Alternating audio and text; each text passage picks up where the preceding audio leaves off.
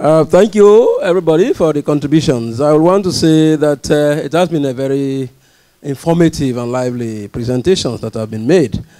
The DG of IFPRI has told us that since May 2005 up to February, we've been experiencing increase in prices, especially for rice and maize, in which case it has doubled within that period. And there are factors that are responsible: oil, increase in oil price, and we know the increase in petroleum products has a multiplier effect. It has a chain effect in the economy. We also have the weather, the non-tariff barriers, and other factors that he may mentioned. And therefore, he itemized some of the actions that we need to take in order to address the situation. But at the end of the day, he concluded that governments of both developed and developing countries should take the lead in addressing the problem. So it's not only about us, it is also about all of us. David also reiterated similar issues, stance, and he said that, in fact, he comes from the position that the reduction of global prices is a global public good. It must be seen as something of interest to everybody. It's not one person, which follows on the conclusion from the DG.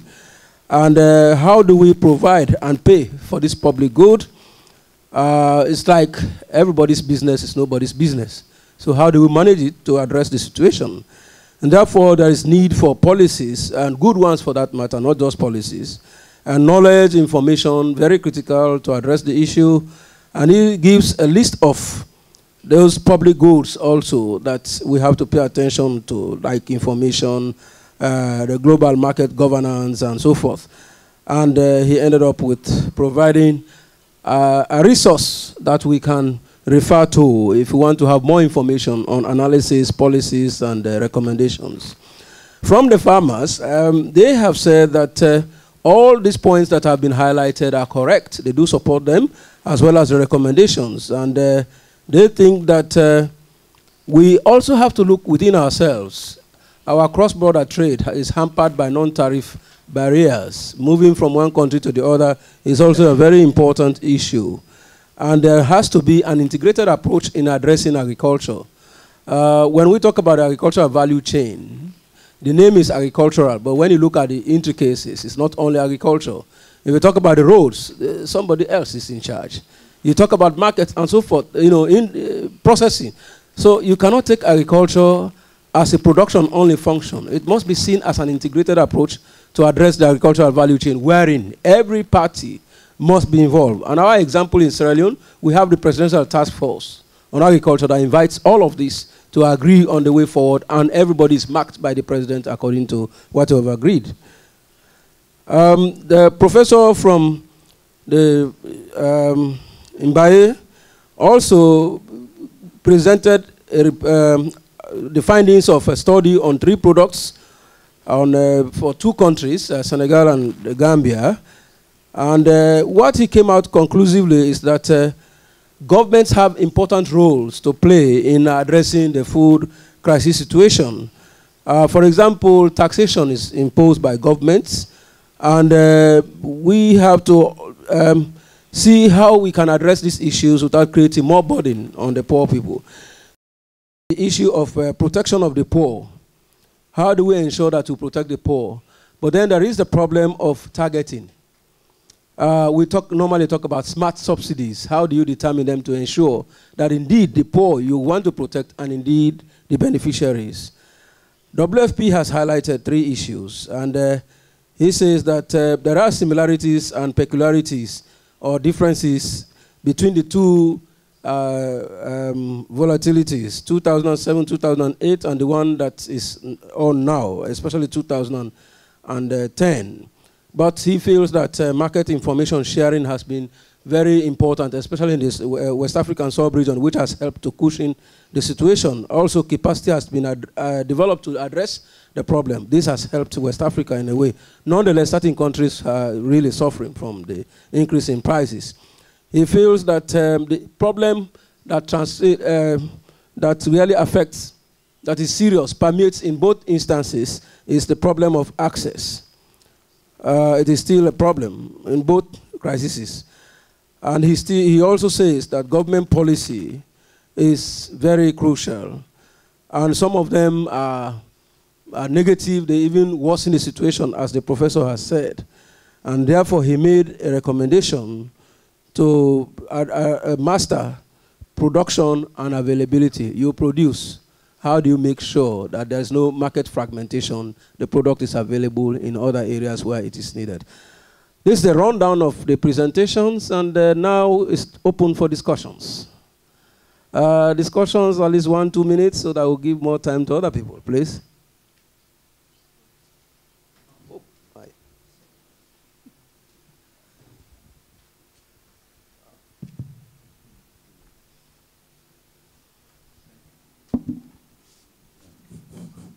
Distinguished ladies and gentlemen, there is one area that we sometimes overlook, and that is the handling of agricultural produce. There were studies in my country that showed that between the grains up to the vegetables, we lose about 20 to 80% of harvest. This is an area that we think we may have to look closely at, because it is not rocket science to handle food products across the globe. And if we invest our time and some effort in simple technologies for handling what is being wasted, we may end up having our reserve system swelling before we know. Thank you very much. Facilitator. Merci, Monsieur le Président. On a écouté des exposés et des interventions intéressantes, mais je voudrais dire pour autant que peut-être que nous ne savons pas, nous ne sommes pas toujours en mesure de conseiller les États de l'Afrique de l'Ouest par rapport à cette crise qui est en train encore de se dessiner. On a encore des prix élevés sur le marché international de certaines denrées alimentaires. Il est vrai que ce n'est pas les causes de ces augmentations de prix sont exogènes, parce que nous n'exerçons pas d'influence très importante sur le marché international. Et lorsqu'on écoute ce qui a été dit, c'est un peu contraire à ce à quoi on aurait dû s'attendre. C'est les pays enclavés qui commercent pour leur alimentation moins sur le commerce international qui ont été protégés par qui ont été les plus protégés par la crise. Ça veut dire que les pays sur le littoral qui commercent beaucoup avec les autres pays, c'est les pays qui ont été les plus exposés. Bon, de l'autre côté aussi, on se rend compte que les pays qui avaient des droits de douane, des taxes les plus élevées, avaient plus de marge de manœuvre. Pour revenir, pour dire que normalement, lorsqu'on conseille les pays, on leur dit soyez actifs sur le marché international, ne comptez pas sur une autosuffisance alimentaire, ensuite mettez le moins de taxes possible. Et ces pays qui ont pris ce pari, c'est les pays qui ont été le plus affectés par la crise. Aujourd'hui, on nous donne au plan international comment mitiger ces crises. Il faut qu'il y ait une gouvernance mondiale, il faut que les pays respectent le commerce libre, qu'on réduise les restrictions au commerce. Mais on n'a pas d'influence sur ça. Si les pays ne le font pas, qu'est-ce que nous faisons en Afrique de l'Ouest? Nous ne pouvons pas imposer à l'Inde de ne pas fermer ses frontières. On ne peut pas l'imposer non plus à la Thaïlande. J'ai envie de dire que c'est des vœux pieux. Et lorsque ça va arriver, qu'est-ce qu'on va faire? Je pense qu'aujourd'hui, il faut surtout s'attaquer au plan B. Les pays, on a fait des recommandations au plan international. C'est très important. Mais les gens ne vont pas suivre. Maintenant, si les gens ne suivent pas, qu'est-ce qu'on fait en Afrique de l'Ouest lorsque ça arrive? Je pense que c'est la question pertinente.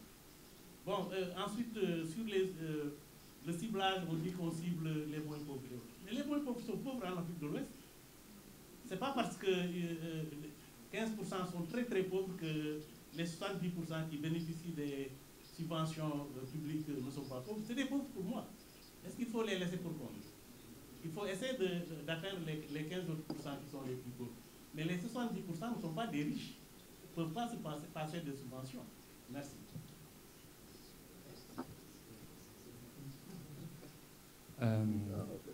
My name is Nicola Francesconi. I also work for IFPRI. My question is mainly to my DG, I would say. So we have seen that we understood from today that, I mean, a lot of the problems that we see on international market are driven by politics. Politics has been really at the center of this discussion. The proposition that I heard mainly from David and Schengen are to go global, to raise global awareness, improve global information, or even set up global or regional reserve. Well, we could also argue that the way to reduce the influence of politics is to go local.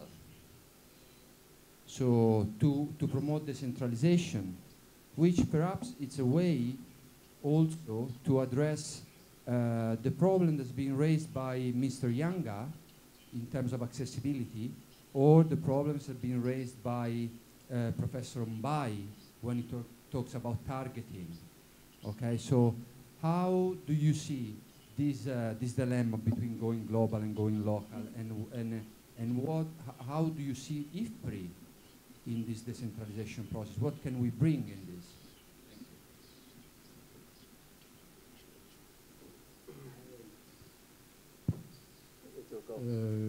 Moi, je vais intervenir en français.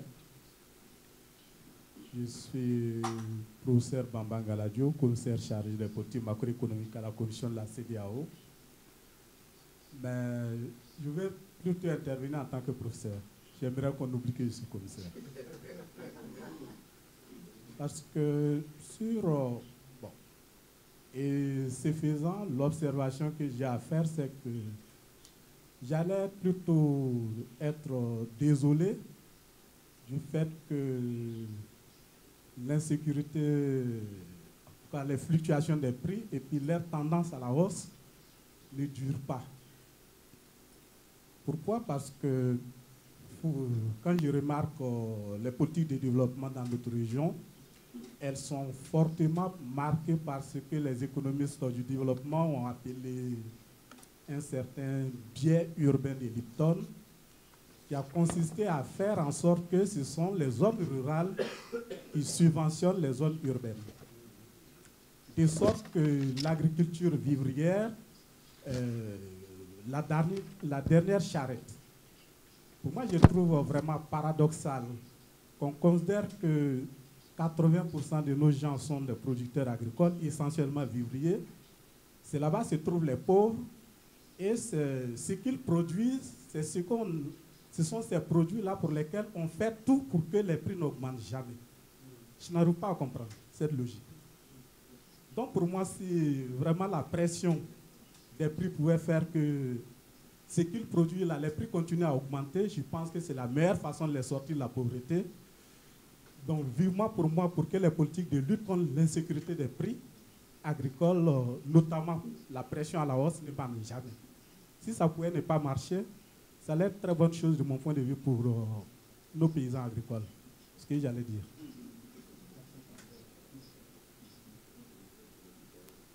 Thank you, Chairman. I just want to comment on my own country, Nigeria.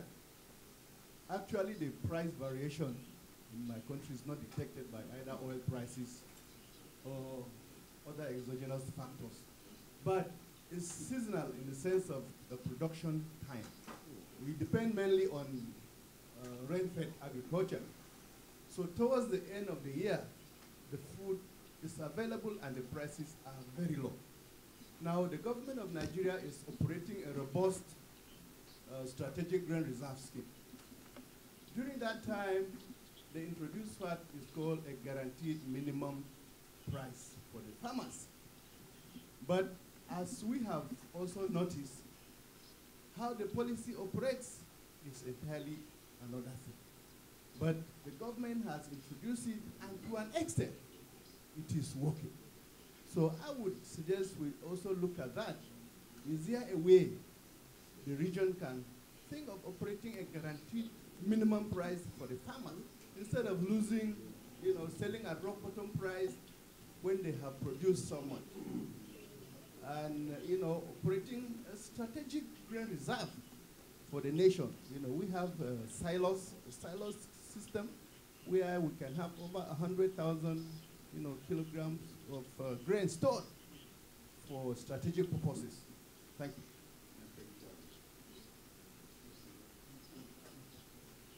Let's try and keep it 1 minute. Oh, I see many people at the back. Okay. Merci. J'ai juste mon nom est Fodenia, je suis du UN Capital Development Fund. J'ai juste deux questions. Lié à la première réflexion où il opposait global et local, je pense qu'il souvent on associe les deux termes en disant local, puisque les facteurs mondiaux influent sur le développement local et il faut promouvoir aussi le développement local pour aller dans le sens de renforcement des communautés de base. Mais moi, l'observation est liée à l'importance, parce que les anglo-saxons ont parlé en fait de trois crises qui étaient interliées. Food crisis, fuel crisis and financial crisis.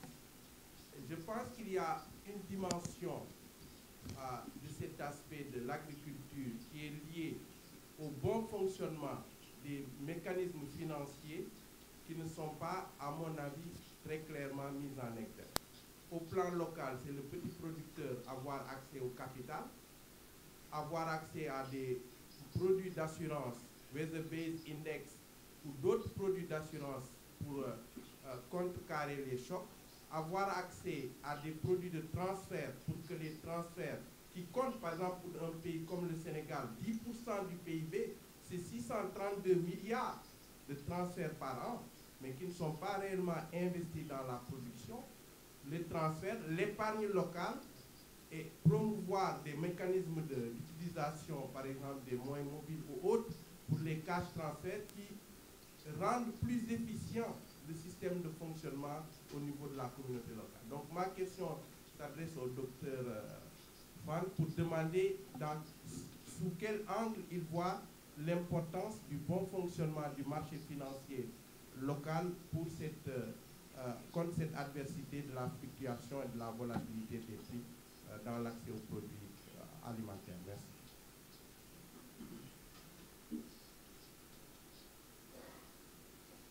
Je m'appelle Abdrahman Wan, je suis chercheur au CIRAD. Moi, quand je fais des travaux de terrain, je n'ai pas eu l'impression que les producteurs ne s'adressaient qu'à une seule forme de crise. C'est vrai qu'il y a de multiples facteurs de risque qui vont être liés au climat, au prix, aussi aux politiques qui sont menées. Et c'est à partir de cet ensemble, de risques qu'ils prennent des décisions, qu'ils développent des stratégies et qu'on n'est pas dans une situation où il y a un choc et puis qui impacte. Je n'ai pas eu cette impression. J'ai eu l'impression que face à ces risques-là, il y a des stratégies qui sont développées, il y a des recours, il y a énormément de choses dont il faudra peut-être à un moment donné tenir compte. C'est-à-dire partir à la base pour voir comment ça les affecte, pour remonter un petit peu, un peu plus en haut. Et puis j'ai aussi l'impression que le fait de toujours parler de marché, c'est comme si c'est une hypothèse qui est partagée. Je ne vois pas quel est le rapport de ces producteurs vis-à-vis de ce marché. On a vu que c'est des rapports qui sont plus complexes, qui consistent à de temps en temps s'adresser au marché quand ça les arrange de façon opportuniste, et puis de temps en temps ne pas s'y adresser pour développer d'autres stratégies. Il me semble que c'est des pistes de réflexion qu'il faut développer davantage. Merci. at the back. Ah, okay. Okay, thank you very much. My name is Mohamed Kebe, and I'm from the West Africa Rural Foundation.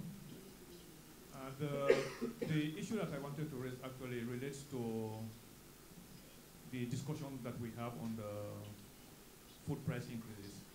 And it is just to note that as we continue to talk about the crisis, we must also realize that there are opportunities offered by these situations, and it is important to also reflect on how we accompany, especially the so-called rural poor, to take advantage of some of these opportunities.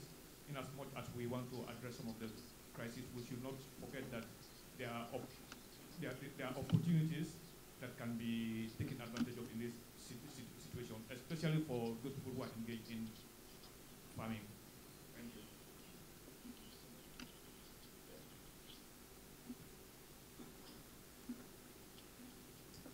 Merci. Mon nom est Baba Diop. Moi, je voudrais faire d'abord un commentaire croisé sur l'intervention du docteur Laborde et du professeur Mbaye. Les distorsions provoquées par les politiques de subvention sur le marché mondial du fait des pays développés entraîne forcément une réponse de la part des pays importateurs. Cette fiscalité de porte dont parle Mbaye est liée à cette réponse non concertée, mais une réponse que les pays prennent parce que simplement ils veulent protéger les consommateurs, notamment urbains. Pourquoi urbains? Parce que ce sont les plus organisés, ceux qui sont prompts à manifester, ceux qui sont syndiqués, plus que les populations rurales. Donc, le pauvre urbain est plus pris en cible que le pauvre rural, du fait politique. Il faut considérer cela. Alors, je pense que la fiscalité de porte élevée est une manière aussi de se protéger contre les prix subventionnés. Tant que nous n'aurons pas réfléchi régional, je dis bien régional, non plus local, ni global, mais régional, nous n'arriverons pas à trouver les réponses adéquates. Une sécurité alimentaire se base sur des complémentarités régionales. Si nous le faisons, du fait de la variabilité climatique, on peut mieux conserver les chocs, en tout cas faire face aux chocs.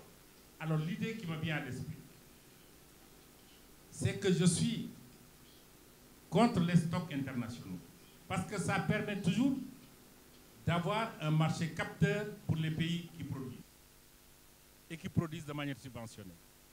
Les excédents de production des pays développés seront achetés forcément pour être stockés au titre du PAM ou d'autres choses pour subvenir à d'autres crises. Moi, je verrai des stocks régionaux, point, qui permettent précisément de créer un marché pour les productions régionales.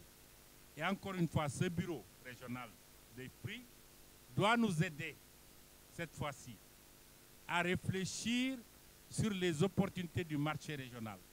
Quelles réponses alternatives avons-nous face à ces crises à partir du régional? Voilà un peu ma demande et mon commentaire.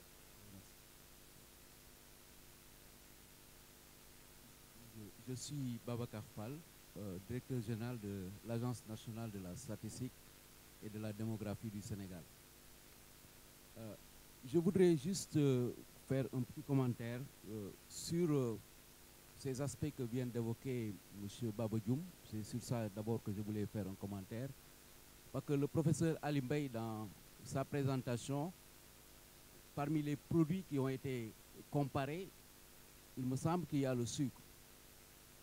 Et le sucre occupe des situations différentes entre la Gambie et le Sénégal. Nous avons une usine qui produit du sucre au Sénégal. Et il y a un aspect de protection de l'industrie qu'il faut prendre en compte pour fixer les prix au niveau du sucre. Mais de manière générale, pour les comparaisons, je voudrais surtout évoquer la question des parités de pouvoir d'achat qui font que quand on compare les prix dans les pays sous-développés, même si vous prenez le sucre à Dakar ou à Paris, quand on prend les valeurs au kilogramme, le sucre va coûter beaucoup plus cher à Paris qu'au Sénégal, parce que là, il y a les parités de pouvoir d'achat qui sont en jeu. Donc, dans de telles études de comparaison de prix, il faut nécessairement intégrer la dimension de parité de pouvoir d'achat pour arriver à faire des comparaisons cohérentes.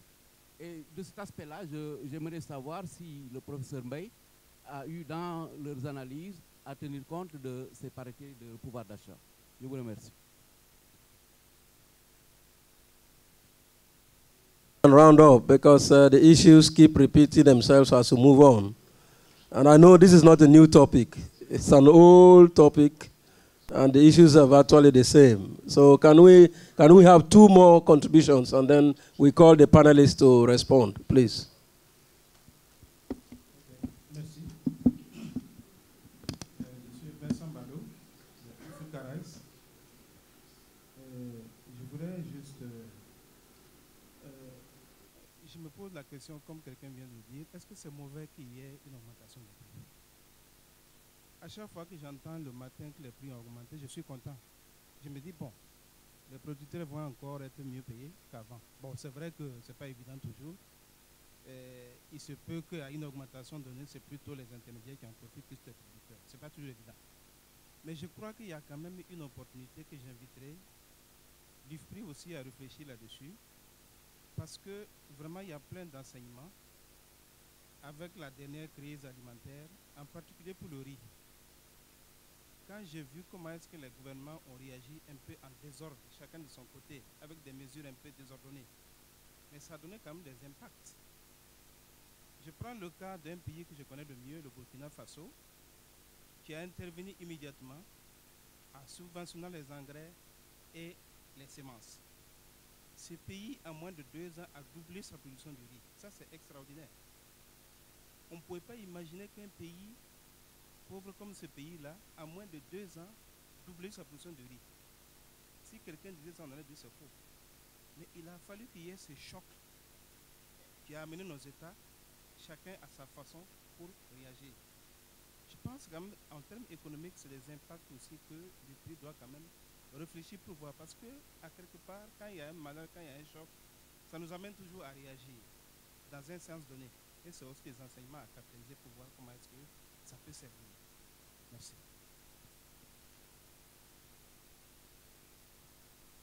Last one there.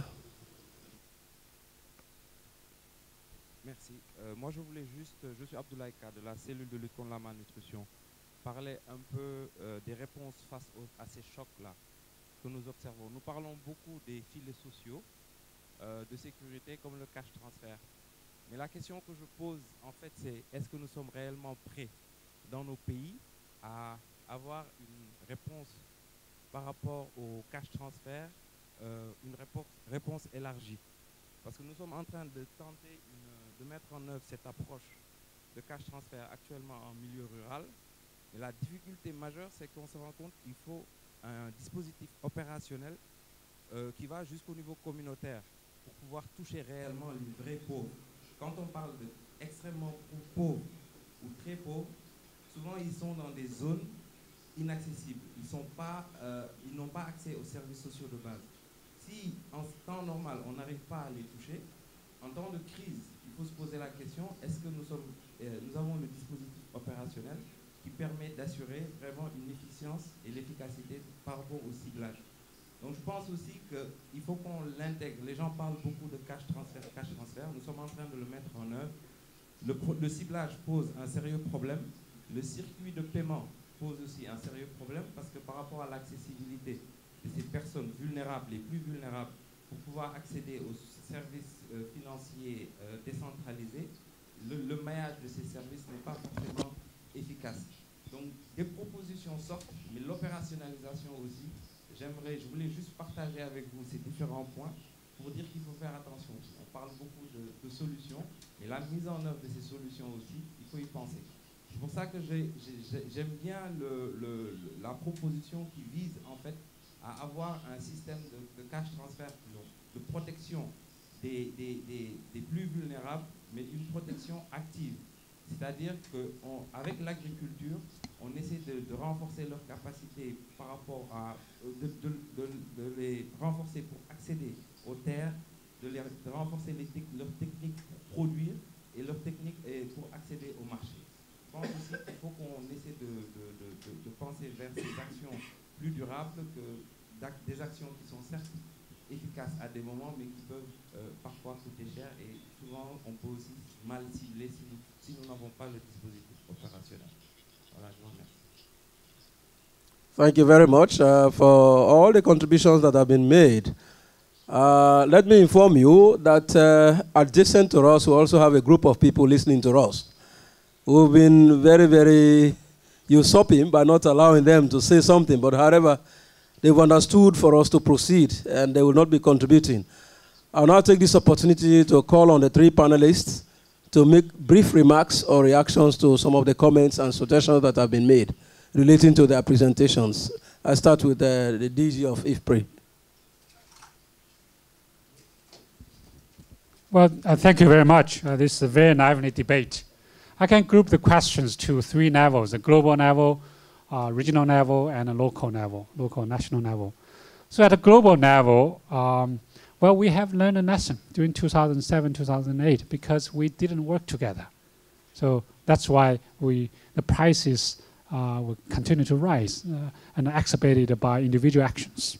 So we need to work together. Number one, to share the information. Information sharing is stocks, prices, production, consumption is very critical to everybody. Trade, yes, make sure that we do not impose any trade bans. Trade bans is not good for your neighbors. Trade bans are also not good for your own country. So I'm from China.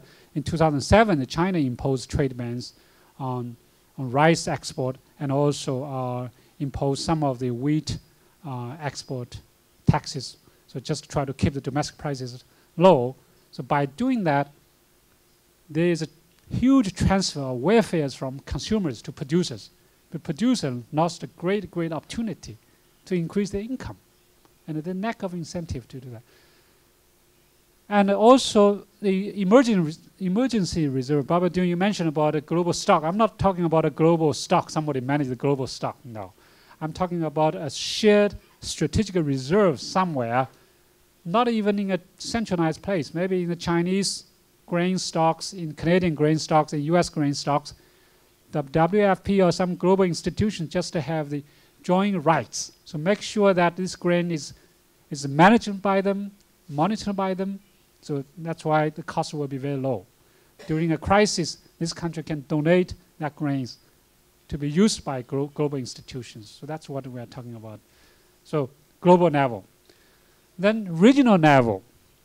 Yes, I very much agree with you that this region has to work together. Make sure that trade remains to be open, whether it's implicit or explicit trade barriers are not good for everybody. So we have to make sure that it's to be open. At the regional level, infrastructure is also very important. So sometimes we build the roads towards our border, but then another country neighboring to us to stop there. This is not good. So infrastructure is important.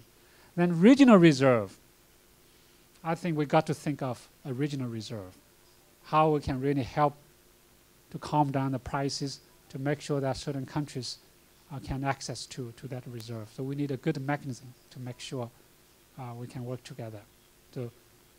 And obviously, as many have said, information sharing is also critical. Then, yes, national level indeed.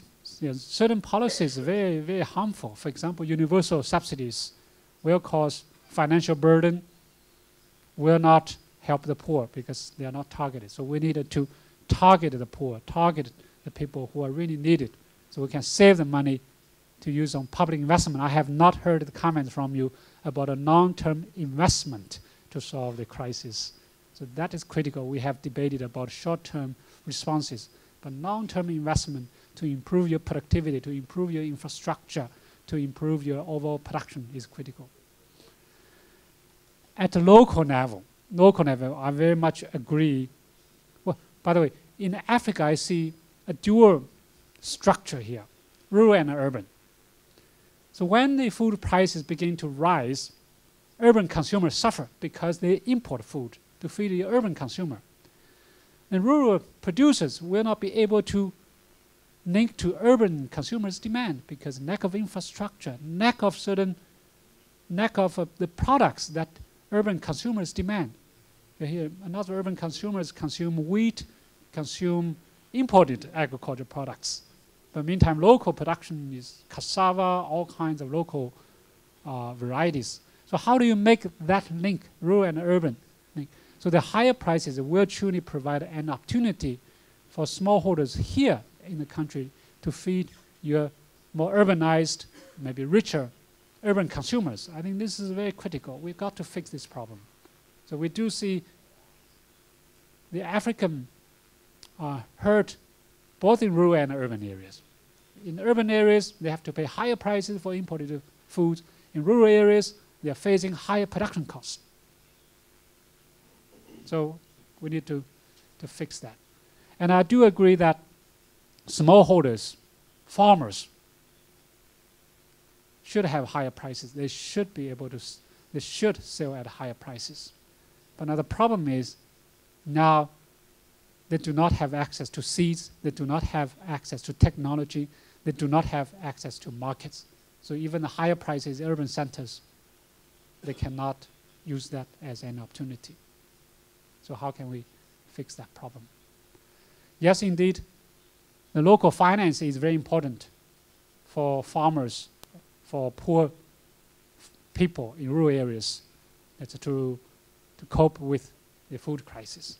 So in short run, if they can access to credit, so they can smooth out their consumption, particularly during the lean season, so they can have access to food, so their children, their women can be protected. In the longer run, access to credit will help them to reduce the risk in investment, so they can increase their investment to improve their agricultural productivity. So yes, financial access is very important. So now the higher price, why do we see a contradiction of higher prices? 4 or 5 years ago, we were complaining about the lower prices. So farmers, poor farmers in Africa suffer from subsidies in US and Canada or EU. But today the food prices are high. Why we're still complaining? I don't see the contradiction. No, I don't. That's because the higher food prices provide opportunities for US, for Canada, for Europe, for even China, India, to increase their production. So who responded in 2007, 2008 in terms of production? It's not Africa. It's US, it's Europe, it's China, it's India, it's Brazil. So higher prices have been used by others to increase their income, not Africa. So what we want to see is higher, stable food prices. In the meantime, the poor smallholders here in Africa can access to that market, higher, stable food price market, not by subsidized farmers in other parts of the world. So there's no contradiction. And the contradiction comes from ourselves. Thank you. Je vais suivre sur cette question-là parce que la question du quel est le juste prix des produits agricoles est une question qu'on ne va pas résoudre aujourd'hui, que je n'ai pas non plus abordé dans ma présentation. Je me suis centré sur la question de volatilité. Parce que dépendamment que la volatilité des prix est quelque chose d'aussi néfaste pour les consommateurs que pour les producteurs. On a parlé du système bancaire. Si vous vendez un produit dont les prix varient de 50% d'une année sur l'autre, donc dont votre revenu va varier de 50% d'une année sur l'autre, ça va être beaucoup plus difficile d'avoir un crédit que si vous êtes dans un secteur très stable. Donc, je pense que les efforts qui doivent être faits aussi bien au niveau global, national que local pour réduire cette stabilité des prix est une stratégie gagnante-gagnante à la fois pour les producteurs et les consommateurs. Ensuite, on a un débat beaucoup plus structurel de savoir quel est le juste prix des biens agricoles. J'aurais tendance à dire qu'il devrait être fixé par le marché. OK. Qu'il aurait tendance à être fixé par le marché. Mais comme vous l'avez dit, il y a une stratégie de développement qui n'est pas récente, hein, qui date du 19e siècle, où en Angleterre, les premiers économistes ont dit « le prix d'un ouvrier, c'est le prix du pain. Si vous voulez vous industrialiser, il faut maintenir le prix du pain à un faible niveau. » L'Angleterre l'a fait au début du 19e siècle, la Chine l'a fait à la fin du 20e. Mais qu'est-ce qu'on voit en Chine aujourd'hui? C'est une politique qui va dans l'autre sens, qui est de renverser le rapport entre prix agricole et prix industriel en faveur des paysans. Comme il était perturbé avant par des politiques, maintenant on a des politiques dans l'autre sens. Ce qui aussi, et ça va me faire mon lien avec la suite, c'est que pendant longtemps on s'est intéressé aux politiques globales des États-Unis, de l'Europe, qui essayaient de renforcer les prix agricoles chez eux pour leurs paysans en défavorisant les prix mondiaux. L'un des grands challenges que nous affrontons aujourd'hui, c'est est-ce que les mauvais exemples qui ont été faits par les pays de l'OCDE jusqu'à présent vont être suivis par les nouvelles puissances économiques mondiales, l'Inde ou la Chine, qui, à leur tour, s'ils suivent cette tradition à la fois de croissance économique, mais aussi d'économie politique, peuvent mettre en place de nouvelles distorsions. Et c'est là où, au niveau global, j'insiste sur cette régulation globale, qui est un vœu pieux, peut-être. On aimerait qu'ils ne fassent pas ça. Cependant, qu'est-ce qu'on a vu? C'est que même ces grandes puissances économiques, et si on prend les années 90, l'opposition entre les États-Unis et l'Europe sur les questions agricoles, a amené la mise en place de nouvelles règles, où ils ont mis en place finalement un désarmement multilatéral. Je réduis mes tarifs, vous réduisez vos subventions. La question maintenant pour l'Afrique, c'est vraiment aussi de s'approprier ce mécanisme de décision multilatérale. Mon grand regret, par exemple, c'est que l'Afrique de l'Ouest n'est pas plus active à Genève, parce que peut-être un petit pays ne peut pas peser tout seul, mais la CEDEAO, ce n'est pas un petit pays. Aussi bien sur le plan diplomatique qu'économique, il y a un rôle croissant qu'il faudrait placer, donc, et faire des alliances. Typiquement sur les restrictions à l'exportation, dans beaucoup de pays d'Afrique de l'Ouest ont un allié naturel dans le Japon, qui a aussi été un importateur de nourriture et nous voit d'un très mauvais œil ces restrictions mises en place par l'Inde ou par d'autres pays.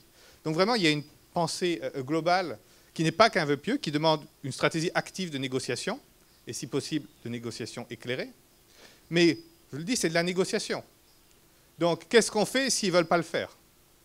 Eh bien, effectivement, je pense que l'intégration régionale est critique.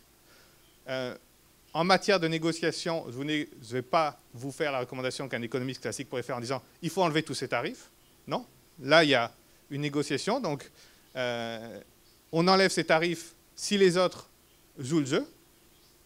Mais si les autres ne jouent pas le jeu, eh bien, on n'enlève pas nos tarifs. Hein? C'est cette base de négociation internationale qu'il ne faut pas oublier. Et je réinsisterai encore sur cette aussi négociation de construire un modèle économique régional où les biens doivent circuler pour favoriser le développement économique. Et alors, ça peut vous paraître aussi un vœu pieux, parce que certains vont dire c'est compliqué, oui, ça prend du temps, mais l'Union européenne est arrivée, vous savez, c'est encore difficile, vous voyez la crise avec la Grèce, comment on règle ça? Là encore, on voit que chaque pays a toujours ses égoïsmes individuels, mais c'est un processus qui amènera à régler ces problèmes-là. Donc voilà. Merci. Il y a d'autres questions que je n'ai pas adressées, mais le temps presse, donc je le ferai avec plaisir dans les discussions bilatérales.